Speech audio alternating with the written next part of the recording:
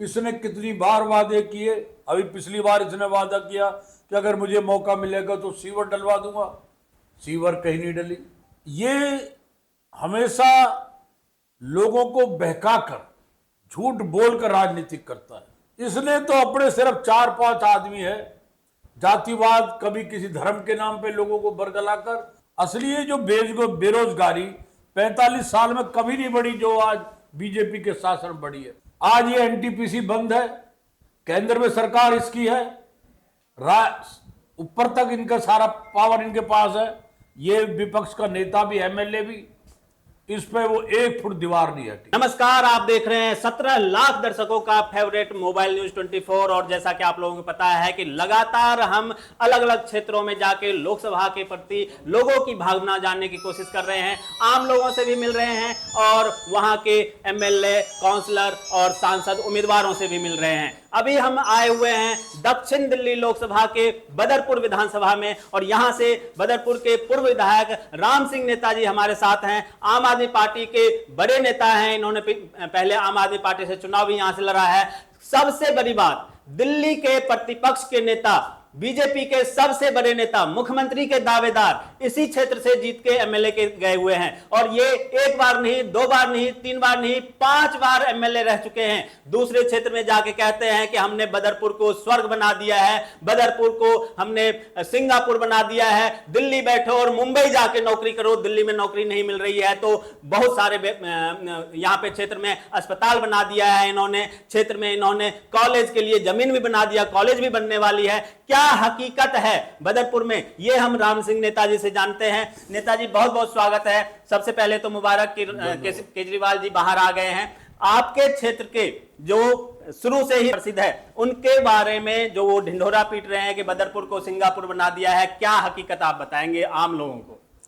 मैं सबसे पहले तो आपको धन्यवाद देना चाहता हूं कि आप ये आम जनता से और बदरपुर के लोगों से जानकारी ले रहे हैं। मैं दिल्ली के लोगों को और लोकसभा के लोगों को कहना चाहता हूं, आप लोग इसको कोई नहीं समझता।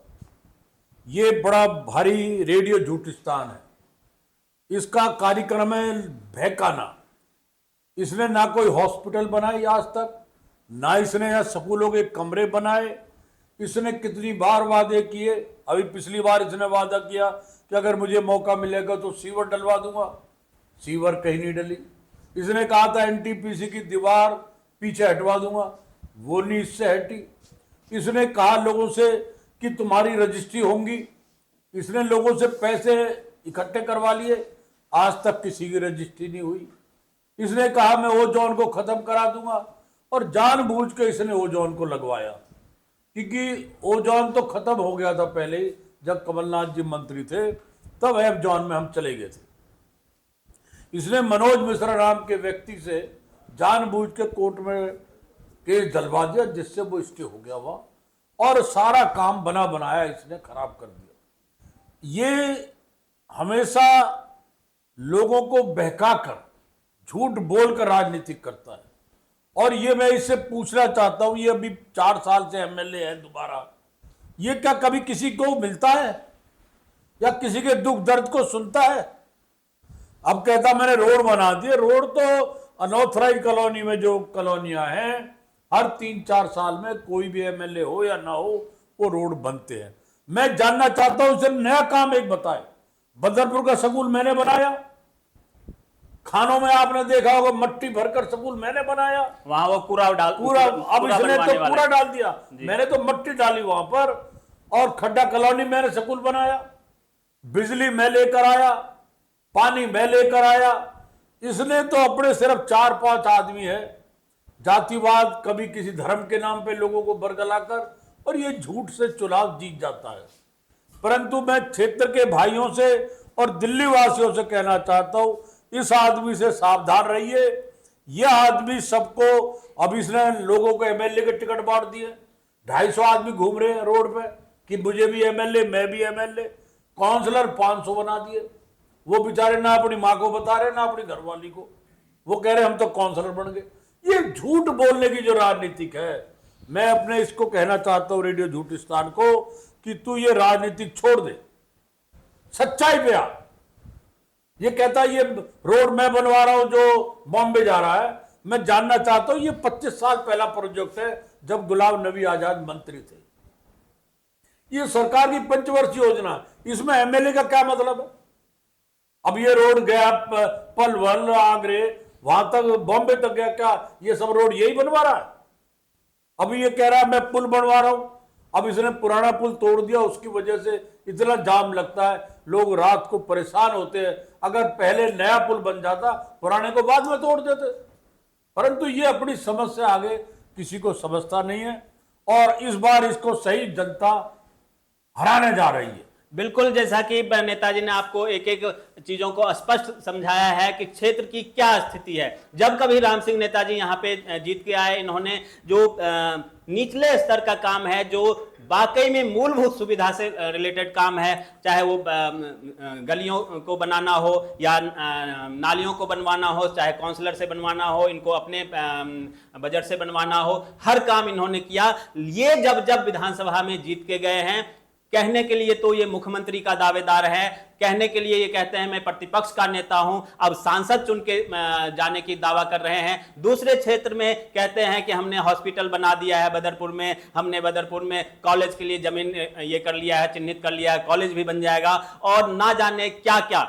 अगर बेरोजगारी बढ़ गई है जैतपुर में, तो सीधा मुंबई एक्सप्रेस वे पे बैठो और मुंबई जाके आप नौकरी कर सकते हो। ऐसे बेरोजगारी वो दूर करना चाहते हैं। क्या दिल्ली के बेरोजगार युवा के साथ ये खिलवाड़ है? नेताजी, बड़ा सवाल एक और है, उनके द्वारा उनके कुछ जो आसपास के लोग हैं वो लोग कह रहे हैं बेरोजगारी तो यहाँ वैसे है नहीं, थोड़े बहुत जो है, इतना अच्छा हाईवे बन गया है, यहाँ बैठो सीधे यहाँ से लेके गुजरात और मुंबई में नौकरी मिल जाएगा आपको। क्या यहाँ के युवा गुजरात और मुंबई में जाकर नौकरी करेंगे? आप क्या मानते हैं? ये सिर्फ नौजवानों को भ्रम में डालने वाली बात है। इसका काम है, आप ये बताइए गुजरात कौन जाएगा, कौन बॉम्बे जाएगा? इतना तो किराया लग जाएगा, फिर नौकरी मिले ना मिले। असली ये जो बेरोजगारी 45 साल में कभी नहीं बढ़ी जो आज बीजेपी के शासन में बढ़ी है। और ये जो व्यक्ति कहता मैंने काम किए, आज पूरे क्षेत्र में चले जाओ, लोग पानी के लिए, अभी तो गर्मी हुई नहीं है, पानी के लिए लोग तरस रहे हैं, ये लोगों को मिलता नहीं है। ये जो कह रहा मैंने हॉस्पिटल का बोर्ड लगा दिया, वो सारी जाली बोर्ड है। इन पार्कों में इसलिए लिखवा दिया फलाने का नाम, उसका नाम, ये सब झूठ है। आप आरटीआई लगाइए, पूछिए क्या ये कोई अप्रूव्ड पार्क है ये, या वह माली लगे हो उन पार्कों में? ऐसा कुछ नहीं है।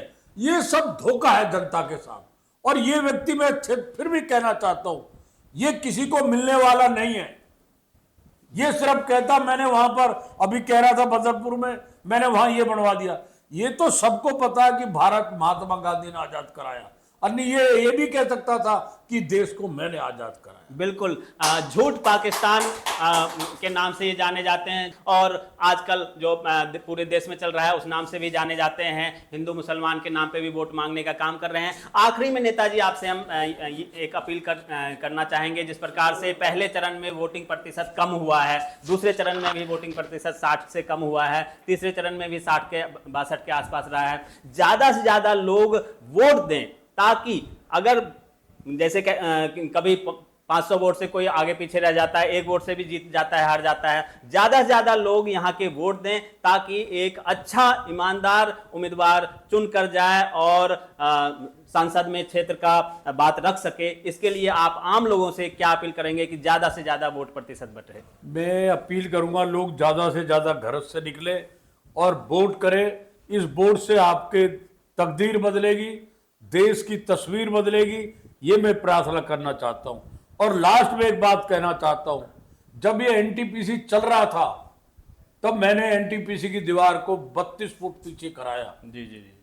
चुनाव में इसने कहा लोगों से कि अगर मुझे मौका मिला मैं इस दीवार को 100 फुट पीछे कर दूंगा। आज ये एनटीपीसी बंद है, केंद्र में सरकार इसकी है, ऊपर तक इनका सारा पावर इनके पास है।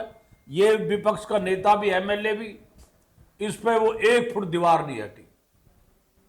बिल्कुल। इसने मीठेपुर के ऊपर 10 खंबे लगे हुए थे रोड के ऊपर, वो इस पे 5 साल में 10 खंबे नहीं हटे।